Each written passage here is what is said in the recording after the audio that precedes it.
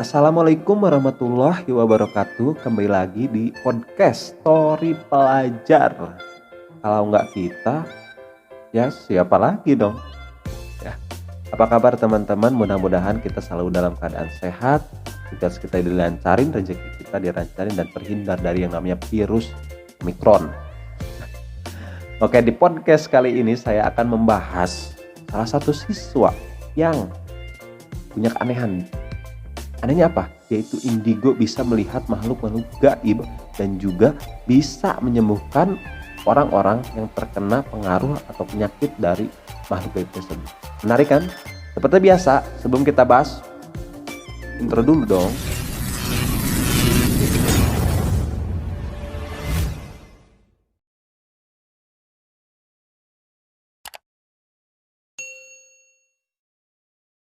Di sini saya udah ditemenin salah satu narasumber juga tamu spesial yang tidak kalah spesial. Dan kali ini akan berbeda dari story-story sebelumnya. Di sini kita akan berbicara tentang lebih kepada mistis. Karena seorang siswa Muhammad Abdul Patah ini mempunyai kelebihan ya seperti bisa melihat hal-hal gaib dan dia bisa menjadi salah satu orang yang bisa menyembuhkan akibat faktor-faktor gaib tersebut. Nah, sebelum kita bahas ke inti pembahasan yang akan memberikan suatu hal yang baru buat saya, nah, sekarang kita tanya-tanya dulu nih. Muhammad Abdul Patah, usia berapa sekarang? 17 tahun. 17 tahun. Kelas 12 di jurusan TKJ. Kenapa ngambil SMK? Cari pengalaman yang fokus terhadap satu bidang aja gitu biar gampang memahaminya. Oke, jadi kalau kata Abdul Patah ya biar fokus aja gitu satu bidang. Karena emang kalau SMK itu lebih kepada jurusan gitu ya. Bagaimana dia SMK mengasah soft skill yang ada dalam jurusan tersebut. Kenapa di SMK Krotayun? Kan banyak SMK lain di Kabupaten Garut. Yang pertama itu nerusin. Soalnya kan saya SMP juga di Krotayun. Jadi betah lah gitu. Karena pertama itu lingkungannya udah pas, udah cocok lah dengan situasi saya sama lokasi di Krotayun itu dekat juga dari rumah, mungkin dekat dibanding sekolah-sekolah lain. Terus ya intinya gitulah, dekat ke rumah dari dekat, rumah gitu. Dekat. Ya, emang karena ada juga faktor malas ke sekolah itu dari LDRan gitu, sekolah sama rumah jadi jauhan ya. Jadi milih di SMK plus Krotayun itu karena emang dia dari dulu dari SMP udah di sini. Kemudian rumahnya deket, jadi kata udah betah, lingkungannya juga berbasic religius karena mengolah dan mengasah, kemudian juga memberikan beberapa bimbingan yang mengarah lebih menjurus kepada religius ya, pada karakter. Oke, ini kita akan bahas terlebih dahulu sebelum ke hal inti yang akan kita kupas setajam silet, bahkan lebih dari silet ya. Anggap tabu menjadi layak dan patut untuk diperbincangkan. Semuanya akan dikupas secara tajam, setajam silet. Oke. Berapa lama ketika Muhammad Abdul Patah di sekolah mengalami yang namanya hal-hal yang ya sifatnya negatif, baik dari datangnya dari orang ataupun dari hal gaib? Itu sih dari SMP juga udah banyak lah, mungkin Kalau dari sisi negatif dari hal gaib itu di SMP itu udah banyak, pertama dari raja-raja ini ada di sini, terus yang lainnya juga kadang ada kontraknya gitu, Ada pro-nya gitu. pro-nya gitu.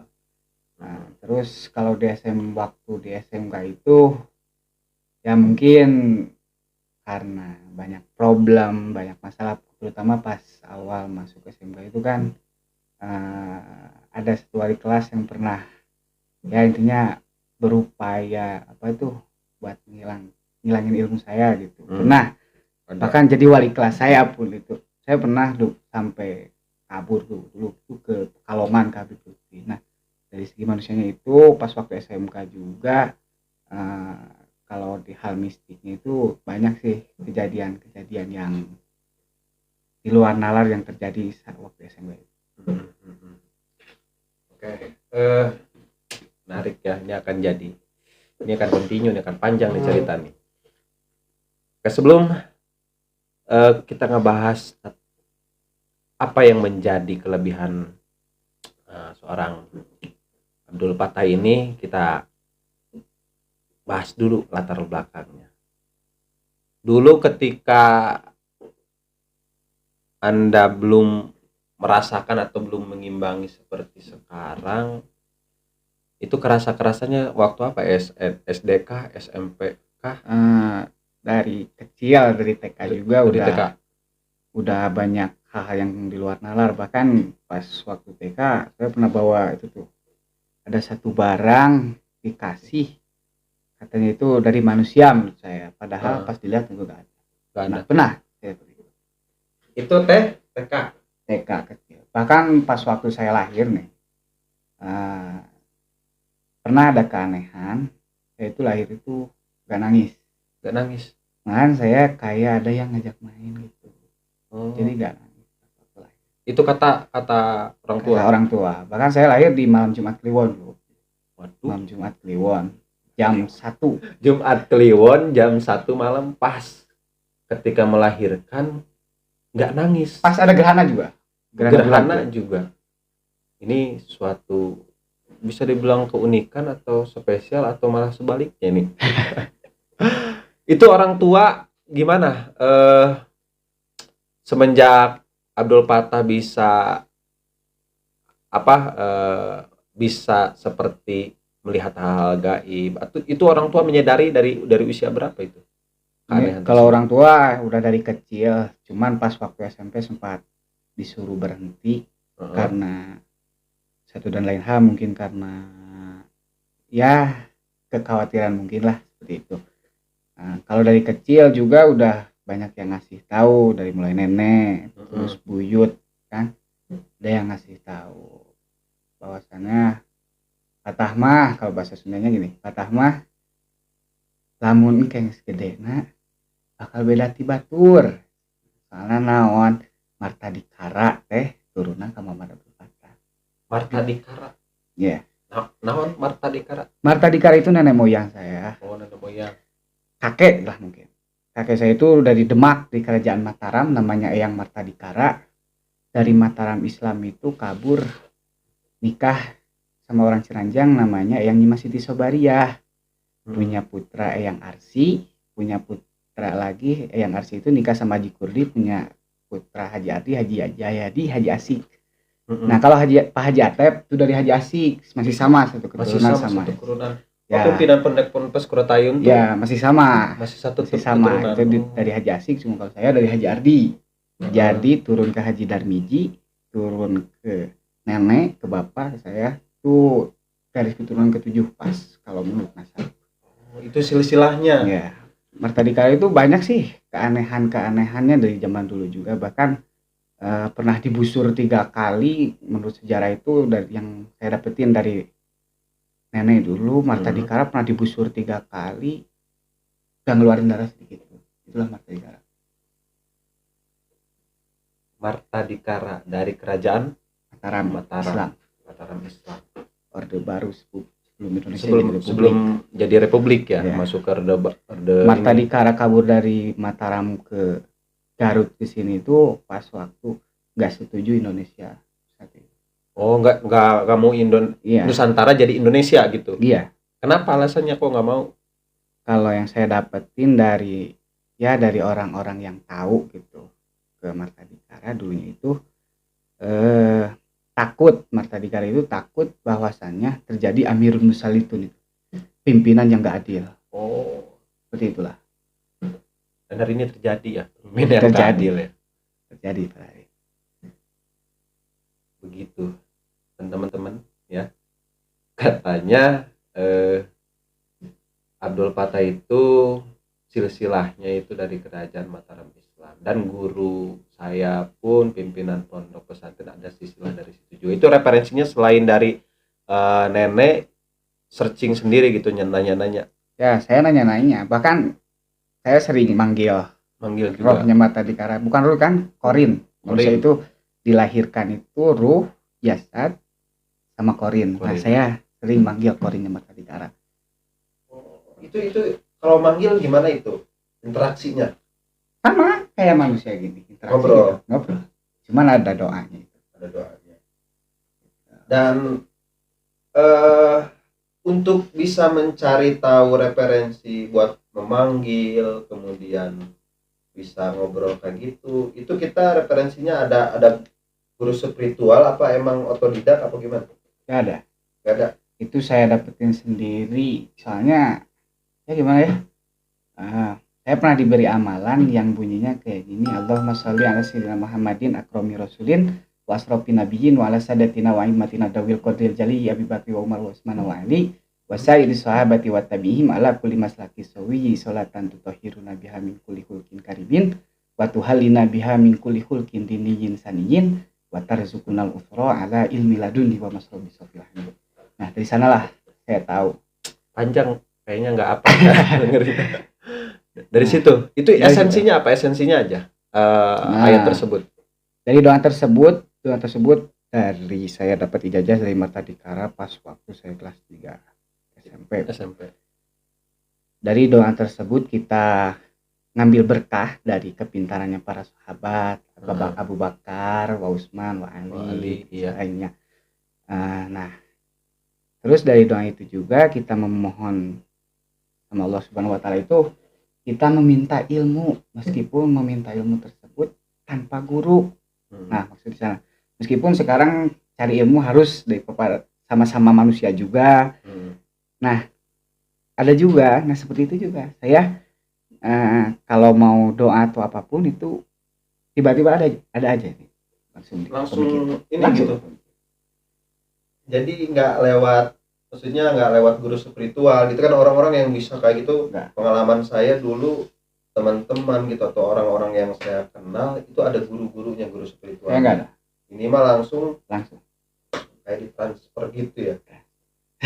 Itu kalau misalnya ada yang nih ada hal yang ingin datang ke kita nih, misalnya tentang ya bacaan gitu ya, tentang bagaimana cara mengeluarin makhluk itu, ada perasaan terlebih dahulu nggak, atau ada jam-jam tertentu, atau itu sesuai? Enggak. Kalau misalnya dibutuhkan langsung ada gitu. Terus kalau kita dalam hati minta gitu datang gitu apa gimana?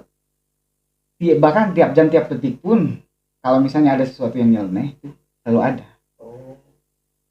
Maksud nyeleneh itu ada yang ngeganggu dari hal negatif gitu? Ya, kalau lagi jalan, kalau kayak apa, sesuatu yang aneh itu pasti ada terus. Panjang waktu nggak bisa gitu. Oke. Itu soal silsilah juga, bagaimana dia bisa komunikasi dengan eyangnya ya.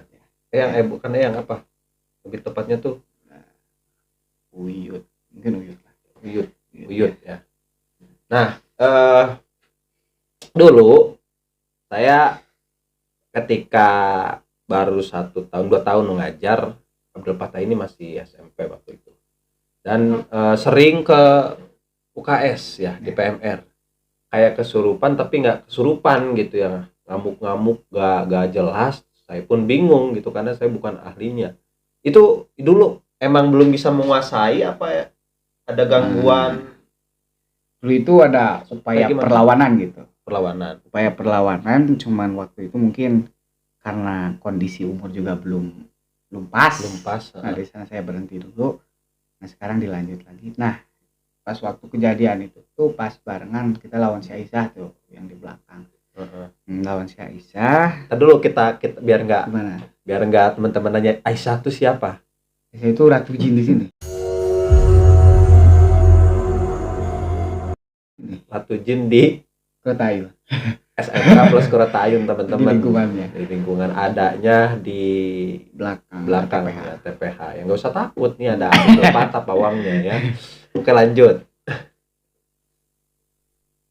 Dia itu kenapa nggak mau pindah dari wilayah Kurotayun atau ke mana gitu tempat lain? Emang kalau bangsa jin itu nggak bisa seenaknya gitu pindah sih bisa, cuman dia udah punya kontrak dulu itu sama Raja Jin yang pertama di sini, dia mau meneruskan selagi dia masih hidup. Estafet. Jadi Aisyah itu dulu itu seorang ya bisa dibilang wanita cantik lah di zaman penjajahan Jepang dulu itu. Cuman dia nikah mengharap keabadian, dapat keabadian, nikah sama Raja Jin yang di sini. Raja Jinnya putus, mungkin kena dam, dibawa lagi ke alamnya yang semestinya. Nah, di sini dilanjutkanlah sama Aisyah. Dia itu Islam apa bukan? Aisyah Islam. Cuman yang di bawah-bawah Aisyah itu ada yang jin kafir. Cuman jin kafir semua itu tunduk kalau sama Aisyah. Kenapa kok bisa beraliansi gitu? Bisa berkoalisi? Maksudnya ya kalau Islam kayaknya kan basicnya dengan Islam, kok itu jin kafir bisa masuk ke soalnya pendatang. Jadi pendatang harus menghormatin tuan rumah mungkin. Oh gitu ininya apa? Ya. Misalnya normatifnya, aturannya gitu ya. Oke. Dulu emang banyak sering yang keganggu di siswa-siswi SMK plus Kurotayu itu. Sepengetahuan saya dulu ada siswi kembar gitu ya, siapa namanya lupa lagi tuh, ketika saya pertama ngajar di sini dia ininya kesurupan terus hampir tiap minggu, dan itu jinnya tuh di sini gitu, jin sini, bukan jin yang kiriman atau apa. Nah, untuk mengatasi kita kemasukan itu selain apa, jangan bengong atau dari segi ayat Al-Qur'an, ini dari psikologi saja kita, jangan dari hakikat dulu, ntar kita bahas dari psikologi saja. Itu ngaruh nggak sih? Ngaruh. Bahkan pernah ada yang bilang kayak gini dari golongan lain kan, kalau manusia nggak mau kemasukan jin, yang pertama perut itu jangan kosong. Nah, terus yang kedua itu kalau lagi ada masalah emosinya kita sambil berdiri, kita harus duduk. Kalau emosinya sambil berdiri itu jadi setan itu susah masuknya. Kadang kalau kita emosi nih, setan itu gampang masuknya lewat lubang, bahkan kadang lewat mulut atau apa, itu gampang masuk. Terus lagi kalau intinya jangan ada dir gitu, jangan ada bahasa yang kotor yang keluarin, nantang gitu, nggak boleh.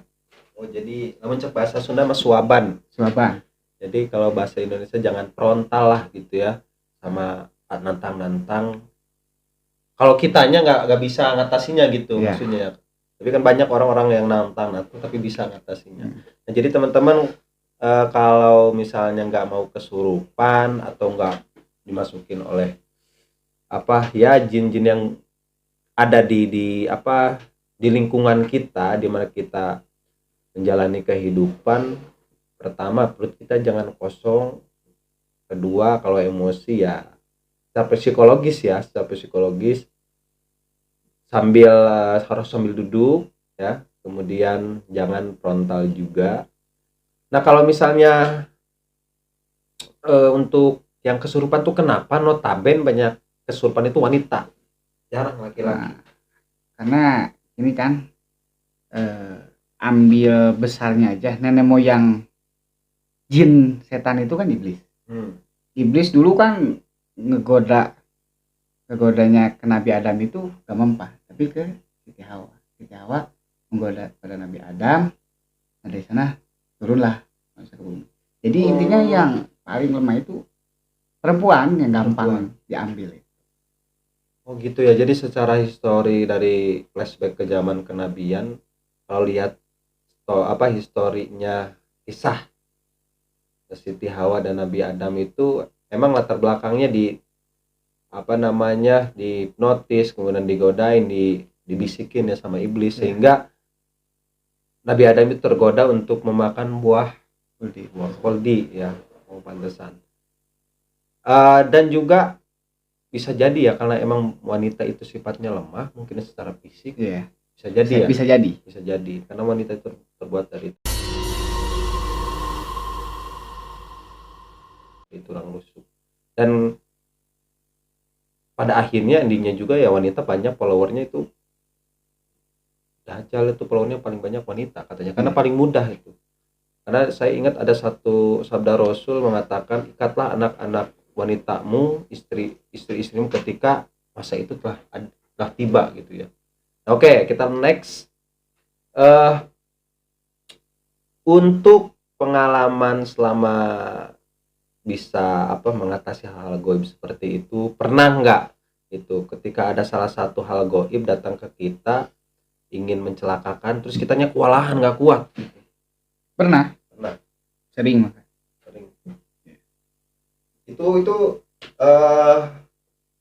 dasarnya, latar belakangnya apa? Emang dia datang sini menantang kita, atau emang kita ada pasien mau ini yang kesurupan terus feedbacknya ke kita? Dari pasien juga ada, tapi kalau dulu nih banyak yang terjadi karena kita sendiri yang ngirim sama kita. Dulu kan saya masuk aliansi, pernah masuk aliansi Indigo Indonesia. Oh, ada komunitasnya? Ada, saya masuk. Nah dari sana saya beranilah nantang yang kayak supranaturalis, praktisi kayak gitulah. Saya sering nantang kayak gitu, akhirnya datang ke rumah lah suruhannya itu, sering gitu. Bahkan saking kewalahannya dulu, saya bahkan sampai pernah bikin sendiri media buat rumah saya sendiri. Nah, ada kejadian aneh pas waktu di sana. Nah, ceritanya lagi perang nih, ada yang mau ngirim ke rumah, perang lah sama yang makhluk yang ada di rumah. Pas waktu beres tersebut, satu golongan jin ada yang bilang gini, bentar, saya mau sholat. Kalau bahasa Indonesia, tapi itu bicara bahasa Sunda. Bentar, saya mau sholat. Akhirnya si jin tersebut sholat. Yang pertama kan ada tikar. Nah, sholatnya itu dia ditikar. Turunlah bapak saya turun ke bawah.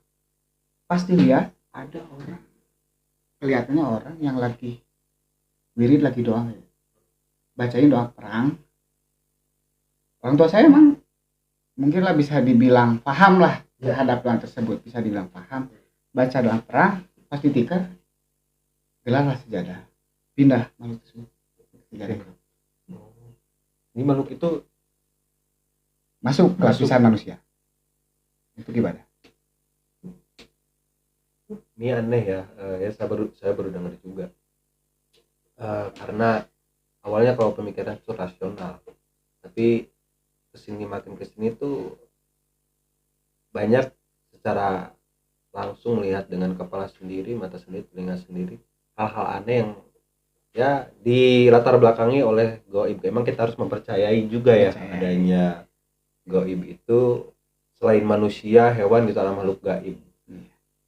Nah, kemudian ketika yang mau menyerang itu datang, kalau kita kalah atau down gitu ya, itu apa sih secara fisik yang kita rasain?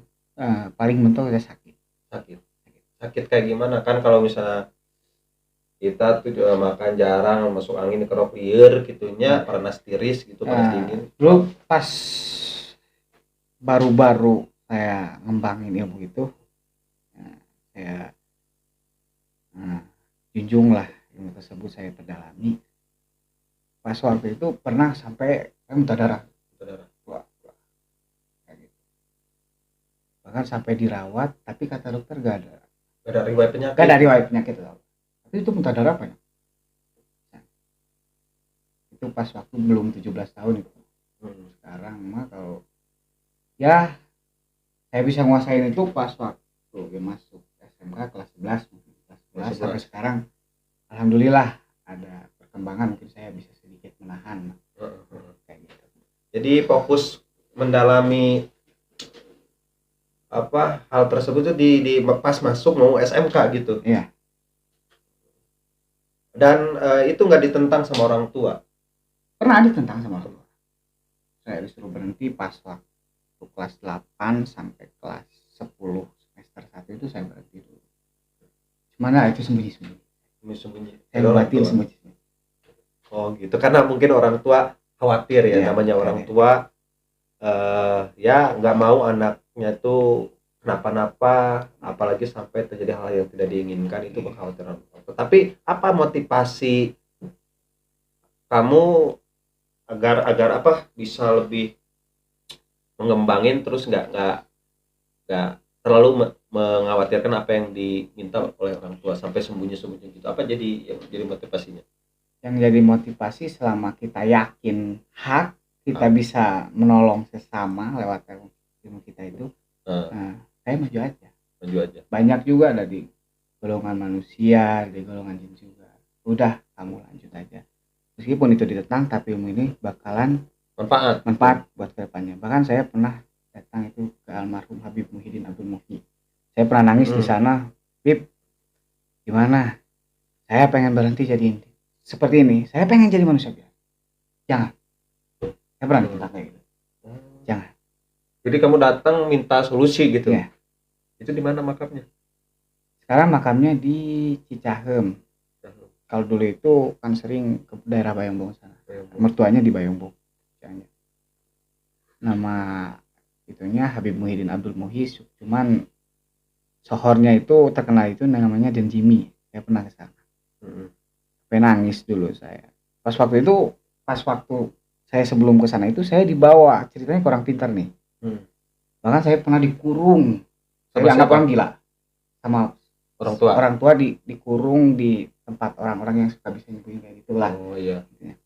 Cuman pas waktu udah 7 hari saya di sana, pas mau hari Jumat itu malam Jumatnya jam 3, saya doa, ya Allah, kalau saya maslahat di sini, kalau saya kedepannya bakal lebih baik kalau saya di sini, tetapkan saya di sini.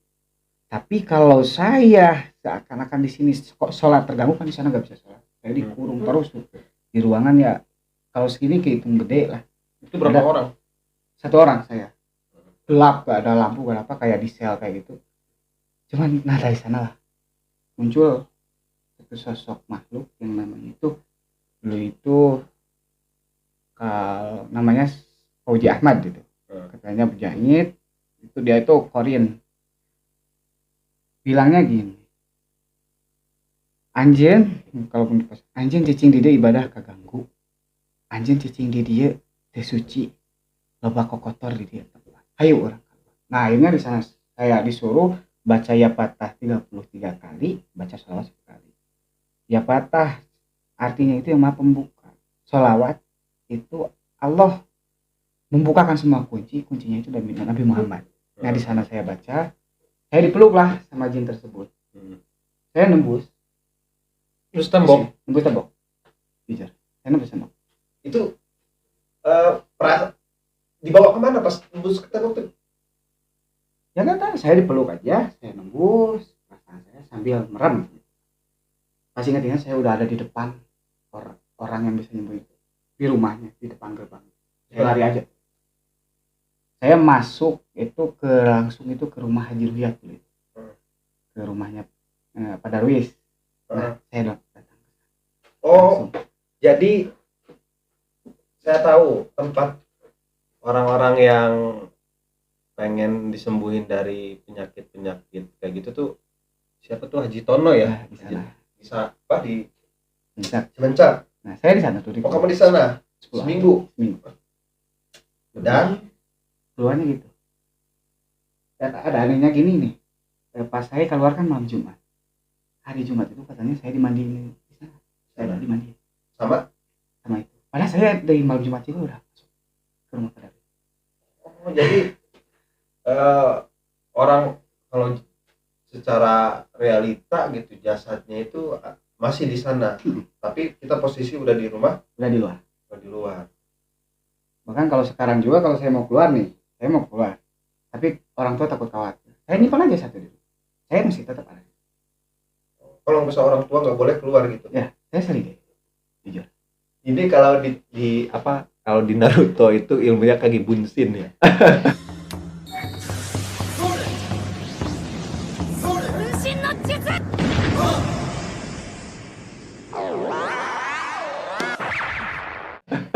Jadi bisa merubah apa jadi lebih dari satu gitu. Keren ya. Ini kayaknya orang-orang indigo tuh kayak gini. Nah, itu orang tua nyuruh kamu disembuhin, pas kamu balik lagi itu gimana respon dari orang tua? Pas hari Jumat itu kan, hari Jumat pas saya malam Jumat keluar, hari Jumat saya ke sana dimandiin, Jumat sore baru nggak ada di sana, padahal saya dari Malang. Barulah yang dari di sana itu ngubungin orang tua. Orang tuanya lain sama mereka. Kenapa? Sama Yang Jitono gitu. Iya. Nah, sana budak bisa keluar kia kamu kumaha gitu urusan anak sana. Nah, sana ada dikunci, sana digiringkeun kabehan anak. Padahal saya masih ingat tuh itu. Saya disuruh masuk satu-satu kan tidak. Iya. Tapi nggak tahu kenapa. Bahkan ada jendela pun lubangnya sini, cuma buat ventilasi aja. Ventilasi saja. Nggak mungkin masuk ke dalam. Secara logika nggak mungkin ya. Nggak mungkin. Nah, itulah yang nolong saya itu dulu itu. Bahkan korin tersebut masih ngikut sama saya sampai sekarang. Masih ikut. Bisa branding. Branding asli. Ini bukan settingan ya. Karena pertama kali podcast kayak gini dan ngebahas tentang mistis ya. Oke. Apa sih kenapa orang tua kok bisa sampai kamu harus dirawat khusus gitu dengan metode perawatan yang memang bukan pada umumnya? Apakah orang tua itu udah jengkel atau ingin anaknya normal seperti yang lain atau gimana? Nah, itu rasa khawatir, rasa mungkin sayang juga. Karena dulu itu banyak yang ngejek, banyak yang ya jelma gelo lah, bisa ngomong sorangan gitu. Nah, bahkan sampai sekarang nih, orang yang dulu ngata-ngatain saya itu sekarang minta pertolongan sama saya. Saya. Itulah. Ada. Jadi orang yang lu sering ngebully, ngeritik, menjatuhkan, menjustifikasi karena kamu beda dari yang lain itu sekarang minta pertolongan. Tapi kamu tolong nggak? Tolong. Harus. Harus. Wajib. Kita nggak boleh dendam. Bahkan nih, yang jadi wali kelas saya aja nih, yang katanya mantunya itu ya, pernah minta tolong sama saya. Pernah. Cuman pas waktu itu banyak disindir gitu sampai saya kabur ke Bandung. Besok kelas 10. Itu teman-teman respon ke kamu ketika mereka tahu kamu itu beda dari orang normal itu gimana? Dijauhin kah ataupun ada yang ngejauhin, ada yang ngedekat, masih ngerangkul, masih support itu ada. Itu untuk orang-orang yang kayak gitu kamu harus jaga baik-baik. Jangan sakitin gitu ataupun jangan bikin blunder karena susah kita diterima oleh orang-orang yang kita itu beda dari yang lain gitu. Susah. Ya ini kayak cerita gimana ya? Kalau saya analogikan ke film Naruto itu kan Jinchuriki gitu ya. Dikasih kalau dalam bahasa Sunda itu naon sebutna teh? Hodam, bukan hodam naon. Kayak ya makhluk lagi dimasukin ke badan, akhirnya dia diojek-ejek, kemudian dicaci maki, dijauhin, nggak punya teman, dan dia berusaha mencari perhatian dengan cara-cara ya not have Allah gitu kalau sekarang. Tapi dia bisa membuktikan, dia bisa menyelamatkan negara tersebut, bisa jadi seorang pemimpin, bisa berkebaikan. Nah itu Gajah yang diperankan sama Abdul Fattah ya, karena dia orang tua udah berusaha gitu ya untuk berhenti, kemudian bahkan sampai dikurung, bahkan sampai diejek-ejek, dicaci maki, tapi dia tetap keyakinannya bisa mengalahkan kritikan yang menjustifikasi terhadap Abdul Fattah. Dan alhamdulillahnya banyak orang-orang yang ketolong sama ilmu yang dititipkan oleh Abdul Fattah ini. Ya karena kita nggak bisa ngejustifikasi orang tanpa melihat cerita utuhnya gitu, nggak boleh kayak gitu kan. Nah, oke. Dari pengalaman di luar, pernah nyembuhin orang-orang pejabat kah ataupun orang-orang penting gitu, pernah nggak? Pernah. Dulu saya nyelamatin seorang inspektorat tuh. Inspektorat di mana? Masih orang Garut, Masih rumahnya orang di Budi Suci itu. Datanglah dia ke rumah. Bahkan pas waktu itu dia udah pikun banget. Nah, ditanyalah sama istrinya, sebelum ini kejadiannya apa? Dulu pernah bermasalah sama orang-orang ya, kayak sama Pakidulan gitu, pernah punya masalah sama. Akhirnya kita mediasi, nanya tuh sama orang tersebut, akhirnya dia mengakui lah, di samping ada unsur dari luar, dia pernah ngulik juga. Nah dari sanalah kita ambil titik tengah, ya udah kita netralin lagi.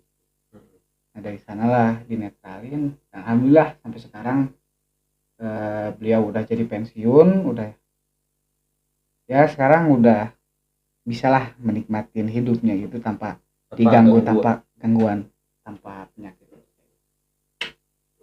Sampai keluar dulu itu, saya pernah ngeluarinnya dari sini, keluar kantil di sini tuh. Kantil itu apa? Macam lah kayak susuk gitu. Susuk.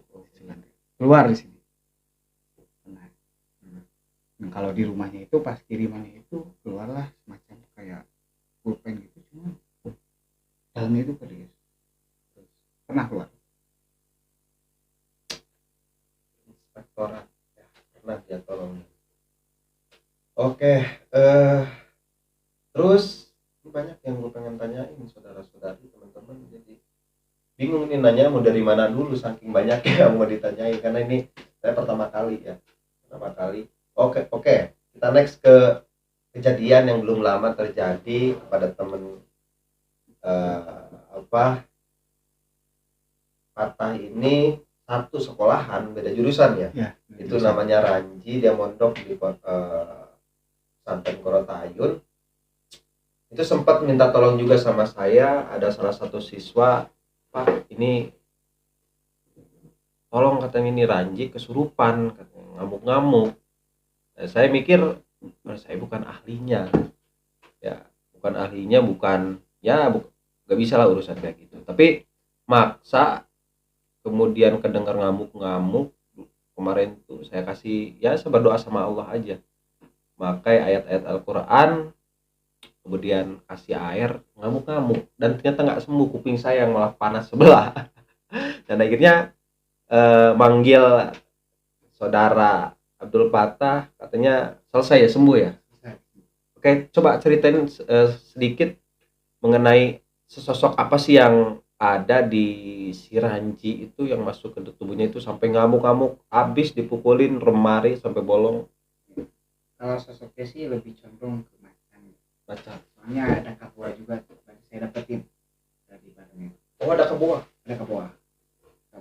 Nah, itu turun temurun, makhluk tersebut turun temurun bahkan pas waktu di mediasi.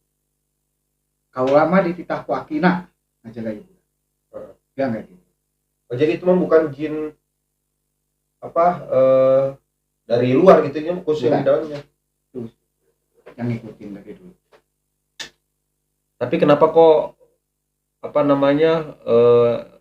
kalau kakeknya itu suruh nitipin macan ke siapa, ke Ranji. Cucunya ke si Ranji itu, kemudian bawaannya itu ke negatif gitu. Terus si kan saya tanya tuh, dia minta darah si Ranjinya gitu. Maksudnya apa tuh, kok sampai jagain tapi kok minta darah gitu? Kan kalau kita kerja nih, logikanya kalau kita kerja kan harus dibayar. Nah kayak gitu. Kakeknya udah meninggal. Udah meninggal. kakek udah meninggal. Gak bisa bayar gitu. Gak bisa bayar. Pendidikannya. Oh. Jadi ngambil Gitu. Ya paham ya. Jadi ini yang jadi pertanyaan, kenapa kok dia minta darah gitu. Dia suruh berantem sama saya karena saya juga nafsu gitu, ke bawah nafsu, dia nggak keluar tapi nggak pengen, tetap ngotot pengen darah. Jadi gitu ya, pengen ada bayaran ya. gitu. Karena kan kalau kakeknya pernah punya kebersamaan sama golongan jin, terus dari kakeknya itu, kakeknya meninggal turun ke anak, dari turun ke anaknya turun ke cucunya, turun ke bawah. Itu yang dinamakan mata rantai. Mata rantai. Soalnya kan jin itu, kalau jin di istilahnya dipelihara sama satu orang, kalau orang tersebut sudah mati, dia nyari tuan barunya dari keturunannya. Terus menerus. Jadi solusinya diputuskan berarti mata rantainya. Dan kemarin alhamdulillah diputuskan. Iya. Ya kasihan juga gitu, karena ya kelas 12 mendekati mau ujian, pasti psikisnya itu keganggu gitu ya. Lagi sibuk-sibuknya pemadatan, tugas dari guru, kemudian hafalan dari pesantren, malah datang hal-hal yang kayak gitu ya. Saya juga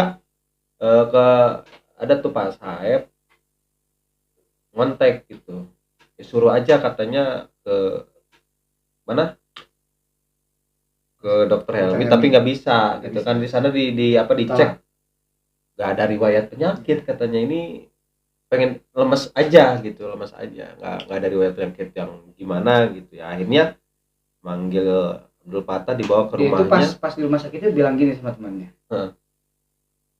pangubarankeun orang, cuman ulah ka dokter, pangubarankeun kalau bisa, orang pintar istilah, kalau ngobatin sama orang pintar kamu semua, dia bilang gitu. Makanya dari sana saya beraniin diri bawa dia ke rumah, meskipun dia ngap juga kan, kondisinya udah karena itu lama banget, ngobrolnya udah kemana-mana itu enggak, kita nggak ngajak ngobrol, dia ngobrol kemana enggak gitu ya. Karena pas waktu dilihat di kobong itu ada sedikit, si itunya nggak ada, siapa si jinnya itu udah nggak ada, ngomong di mana orangnya, di mana, kalau maksudnya itu di mana dia gitu, kayak nggak tahu, kayak dibawa gitu ya ininya, nyalain. Jadi pas datang ke rumah itu gimana? Di rumah itu kesurupan lagi. Cuman pas ke rumah itu ada bagusnya, dibawa ke rumah itu kan di sana juga kan banyak teman-teman dari rumah. Teman-teman saya tuh dari golongan lain juga. Dia tanya lah dia. Di sini banyak. Di dia lobat bebaturan mana? Nya, sana lobat. Hayang di geruan raja mana? Sok sana, lanjut bisa. Kata dia itu. Pas itu akhirnya saya ambil raja si makhluk tersebut. Saya doanya itu dulu itu gini, utur ya hodam bibarkati hadis surat qul huwallahu ahad Allahu samad lam yalid walam yulad walam yakul lahu kufuwan ahad. Hadirlah dari sana raja. Saya tanya ke dia, ini raja kamu bukan? Dia jawab ya. Nya, eta raja kaulah. Langsung dari sana saya baca Iqra al-Bari, langsung saya baca surat di sana. Akhirnya dia tenang. Barulah kita nyaman berinteraksi sama dia. Akhirnya kita ambil titik tengah, ya udah, kalau kamu pengen darah saya kasih darah. Cuma saya udah kasih. Itu saya bikin tipuan buat itu. Saya ambil air, saya masukin minyak ke Hajar Aswad. Saya berdoa di sana. Ya Allah sakarupakeun ieu, ya Allah samikeun ieu, ya Allah jadikan ieu dianggap mana-mana getih, tapi di dia teh aya kalimat Allah anu bisa ngajukeun mana. Akhirnya dia minum air tersebut. Akhirnya dia kayak wah, kayak keracunan gitu ya. Kayak keracunan. Nah dari sana kita ngobrol, udah kamu keluar. Siap. Kaulah keluar dia sampai. Tapi kaulah bakal balik deui kayak gitu. Akhirnya dia keluar. Nah, ditanyalah sama dia. Terus dia udah sadar, kita udah netralin. Kondisinya udah lumayan fit. Rek kumaha ieu?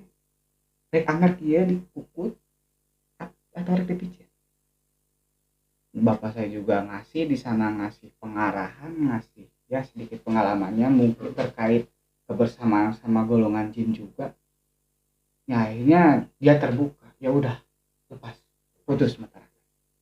Akhirnya kita mandiin, diputus mata rantainya, dan sampai sekarang alhamdulillah dari kita lihatnya juga Bang sama dia udah beda. Iya beda. Biasa pas pagi-pagi itu ketemu, siang ketemu. Panggilan J. Cager. Alhamdulillah Pak, ini matanya itu seger. Iya. Mukanya kayak seger. Itu kan jadi kayak ngilangin penyakit. Kita kan kalau diangkat penyakit itu kan beda. Beda ya. Itu juga sama. Kayak ngilangin satu bagian yang udah nempel lama, yang bikin nggak pure kemanusiaannya itu kita lepas. Jadi aura kemanusiaan aslinya itu muncul. Jadi kayak gitu. Nah ini hikmahnya dari bisa menaklukkan jin tuh, bisa kita nolong orang ya, meskipun ada yang secara otodidak yang maksudnya ilmu hikmah, ada juga yang langsung diberi titipan. Itu katanya saya pernah dengar sekitar 5 tahun sekali itu suka diturunin kepada orang yang bisa kayak gitu. Itu benar gak sih?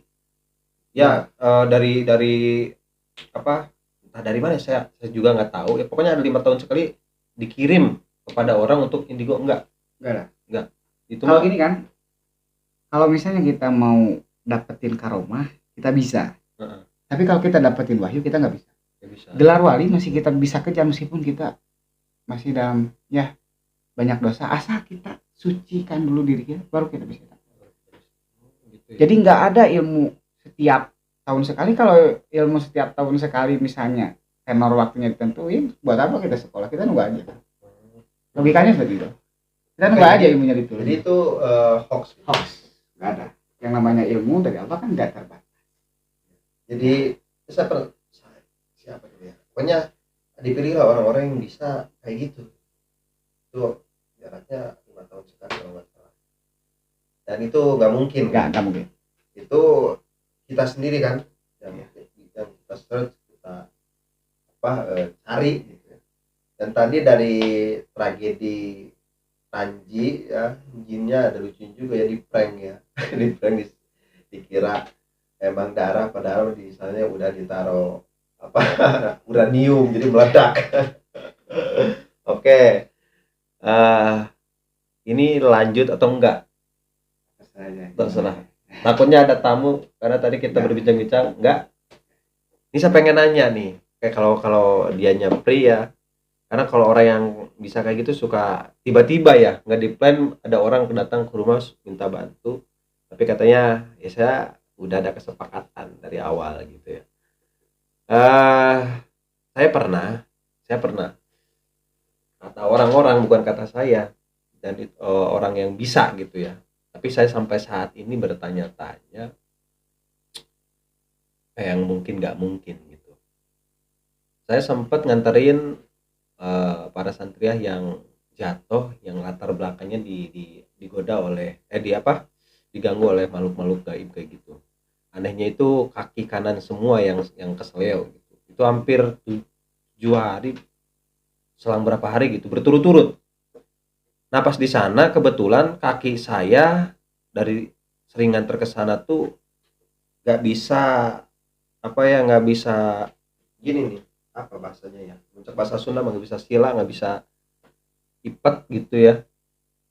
Nah diurutlah, jadi maji ya bi nyari sampean kunaon ya, ditekuk teh hese ingin dilurusin itu tuh kayak ada hal yang halang gitu di kaki. Nah kata maji tersebut yang bisa nyembuhin ilmu hikmah gitu, dia bisa nguasain ilmu hikmah ya, ada latar belakang dari situ. Dan katanya ketika ditanya kemudian sharing, ada latar belakang kayak gitu, kayak siapa tuh, kayak Ranji gitu, tapi jin Islam gitu. Saya bertanya-tanya sampai hari ini masih jadi teka-teki, dan bukannya saya pengen mengatakan terus saya pengen bersosialisasi dengan makhluk kayak gitu, enggak gitu. Tapi menurut pandangan Abdul Fattah itu yang kelihatan itu bener atau enggak? Memang benar. Benar. Cuman jin muslim tersebut muslim yang kesetanan. Kan jin itu gini, kalau kita lihat tahapan jin biasa, yang biasa itu nggak bisa lihat kerajaan. Jin juga ada yang kena setan juga. Oh, Yang kira itu jadi juga. Kan ada jin juga ada ya gitu yang yang ganggu kena sama setan. Kan jin sama manusia itu sama-sama diciptakan untuk ibadah. Otomatis kan ada yang ganggu. Nah, ganggunya itu setan. Jin juga nggak bisa lihat setan yang sebenarnya. Oh, Jadi kalau kita ya setan, ninggalin setan, lihat setan, kayak gitu enggak. Itu jin, itu bukan jin. setan. Bukan. Taruh. Jadi bukan tingkatan apa ya? Fasenya, bukan fase tipe ya, ada iblis. Terus setan, ada jin, ada manusia. Iya. Oh, itu beda-beda kelas. Beda. Gua kira jin sama setan sama. Beda ya. Jin juga ada yang kegoda sama setan. Kayak gitu. Mereka sama nggak punya ilmu-ilmu seperti contoh kalau di Indonesia indigo kayak Abdul Fattah, kalau di kalangan mereka ada. Mereka ada yang bisa masuk ke alam manusia, ada yang enggak. Iya. Berarti yang bisa masuk ke alam manusia tuh mereka yang punya kelebihan gitu. Iya.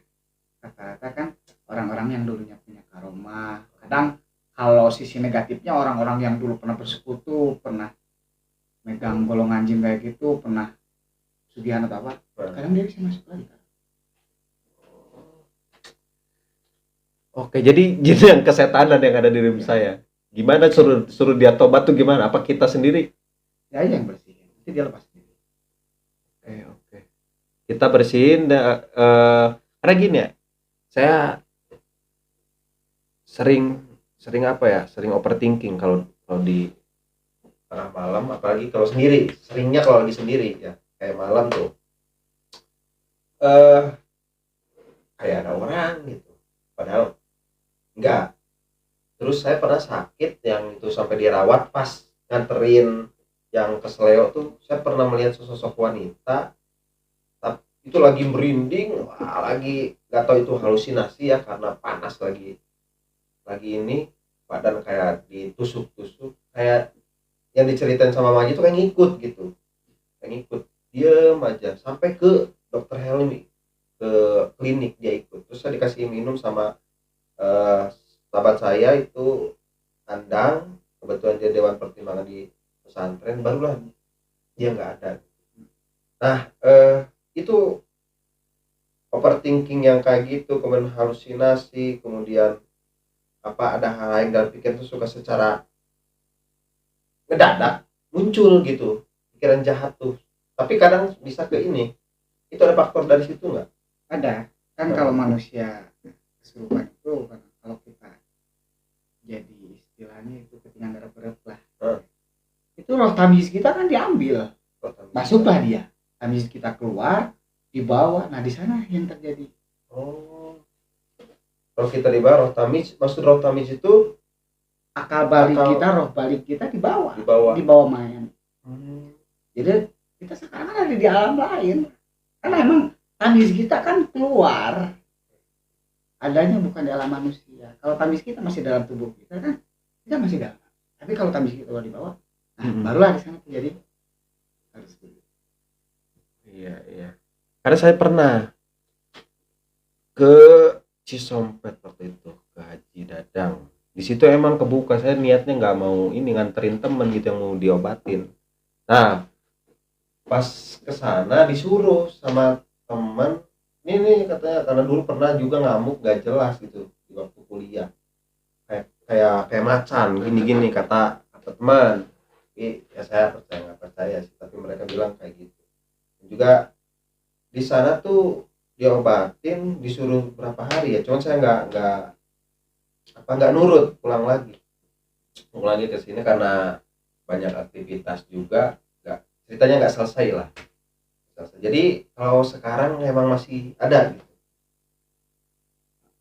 karena katanya ada jin, apa sih namanya, menurut jinasab ya, karena nenek saya itu katanya emang ada keanehan di nenek saya itu.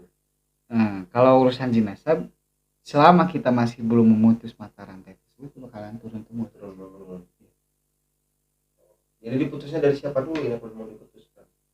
Kalau mau diputuskan, kalau misalnya neneknya udah nggak ada, diputus dari orang tua, terus kita mutusin. Atau kita sendiri, ini kan nenek saya masih ada, nah kita nggak mau nih kalau misalnya keturunan itu udah ke saya gitu, bisa nggak saya? Bisa Bisa. diputusin, cuman ada langkah-langkah tertentu yang harus dilakuin, soalnya kan kita hitungnya kalau leper kredit itulah semacam kayak leper kredit gitu. Analoginya per kredit, maksudnya ada apa namanya, kalau mau digadain harus mau kemana gitu ya. Nah, Ke kita harus nyiapin dulu tempat tempat buat dia supaya dia nyaman, supaya dia nggak masuk lagi ke lapisan kita gitu. Kita harus seperti itu. Ya emang sih saya itu temperamen orangnya sebenarnya, tapi saya sekarang tuh bisa nahan. Pas beres kuliah tuh saya sedikit bisa nahan. Itu ada nggak hal dari situ? Katanya, kata orang-orang sih, saya diteka-teki macan juga yang ada di saya tuh. Masih ada. Dari kecil pun udah ngambil tuan baru kan dari keturunan. Diambil. Jadi kalau misalnya, aduh saya merinding nih.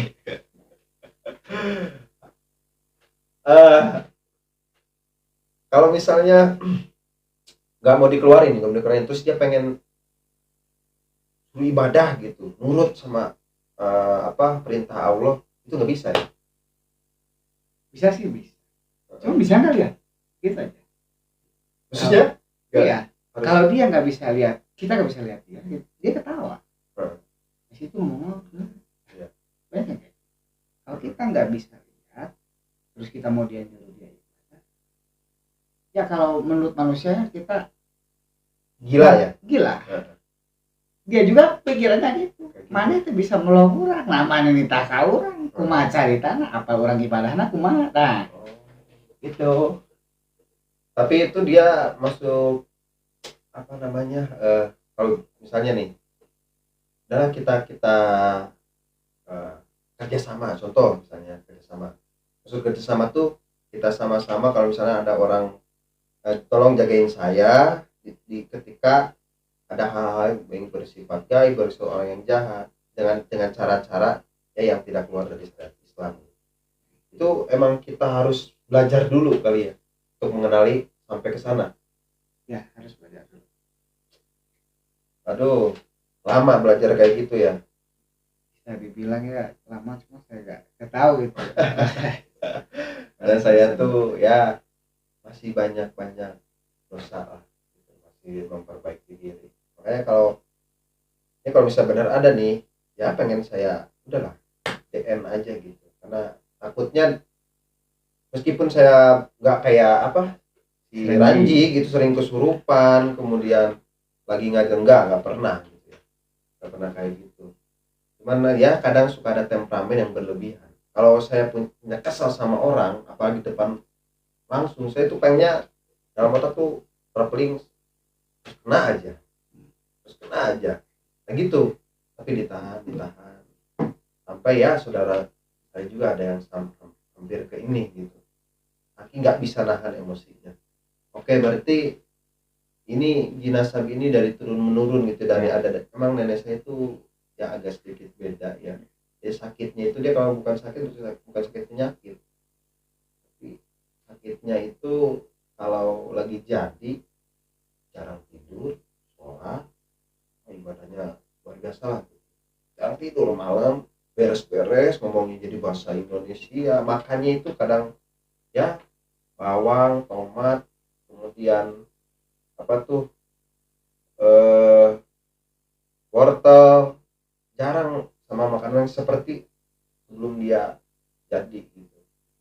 Tapi wah, ini sensitif banget ke orang sentimen, ada yang ngomong anjing atau aku bahasa kasar, jadi dia kerja dia cabein. Nah, itu yang jadi risih di keluarga. Itu katanya pernah ada yang sembuhin, saya nggak pernah ikut, nggak pernah juga ngeliat juga bahwa sampai muntah darah gitu, yang ininya nggak sanggup katanya. Itu kok bisa sampai seperti itu? Maksudnya emang si jin yang ada dalam nenek saya tuh udah kahwat gitu, udah Nah, tinggi itu kelasnya. kembali ke dohirnya masing-masing kalau mau ngelepasin tersebut. Kita berupaya ngobatin pun kalau dirinya masih ada Ada. rasa sayang sama hal tersebut sama itu nggak bisa. Susah. Ya, intinya hatinya sendiri aja. Pantesan dulu saya pengen coba bawa ke Cisompet, tiba-tiba mobil mogok, nggak hidup-hidup. Tapi saya nggak bilang gitu, Mak, ayo kita obatin yuk, nggak bilang gitu. Pas nyampe di sana saya sama Mamang berangkat, ternyata ya emang udah diganggu duluan gitu. Itu ada faktor ke situ. Oke teman-teman, banyak yang saya ingin bahas. Kita next di episode kedua ya, tentang hal-hal gaib gitu ya. Jadi saya nggak bahas masa-masa dia SMA, SMK maksudnya. Jadi saya langsung ke hal yang menarik yang ada dalam diri Abdul Fattah ini ketika dia bisa melihat hal-hal yang seperti ya orang normal nggak bisa melihat nih, maksudnya makhluk gaib gitu. Nah, pesan singkat untuk teman-teman sebelum kita tutup, apa yang ingin disampaikan? Nah, pesannya gini aja ya. Nah, kalau kita yakin diri kita ada di jalan yang benar, jangan takut, terus maju, pantang mundur aja. Kayak gitu. Yakin ya, kalau kita ada di jalan yang benar, gak usah takut.